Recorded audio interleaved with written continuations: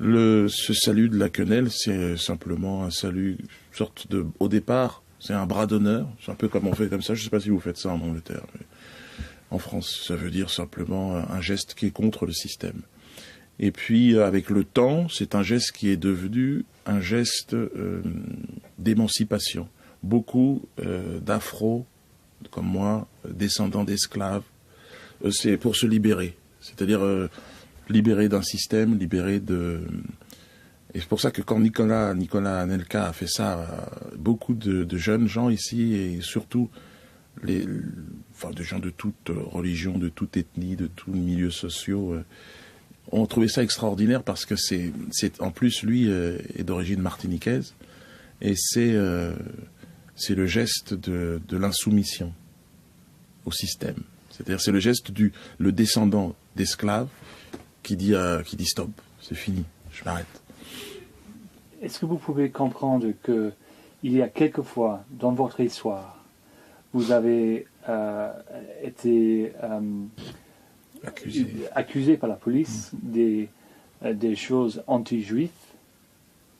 Plusieurs fois, vous étiez même dans le procès, aussi dans les tribunaux. C'est pour ça, je crois, que les gens pensent. Alors, cette quenelle, c'est quelque chose antisémite. Oui, en fait, j'ai été plusieurs fois devant les tribunaux, mais la plupart du temps, j'ai gagné ces procès. J'ai été condamné à quelques fois, mais des gens peuvent penser ce qu'ils veulent. La vérité, c'est que je m'appelle Dieudonné Mbalambala, je suis d'origine africaine et française. Je n'ai jamais eu de personne qui est allemande ou proche du milieu nazi. Tout ça, c'est une invention de ceux, par contre, qui sont des descendants d'esclavagistes. Et donc, je pense que les associations qui voudraient interdire la quenelle, il faut s'interroger qui sont-elles. C'est pas à ces associations de nous dire qui est le gentil, qui est le méchant.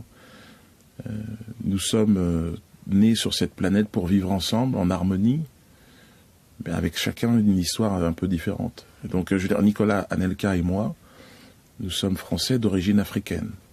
Et ce geste-là, c'est le geste de l'émancipation. Il n'y a rien de nazi. Par contre, je pense que beaucoup de gens descendants d'esclavagistes ont du mal à accepter que certaines personnes se libèrent comme ça. Et Nicolas Anelka a tout mon soutien, bien évidemment. Je le considère comme un frère en humanité. C'est-à-dire c'est quelqu'un de très courageux et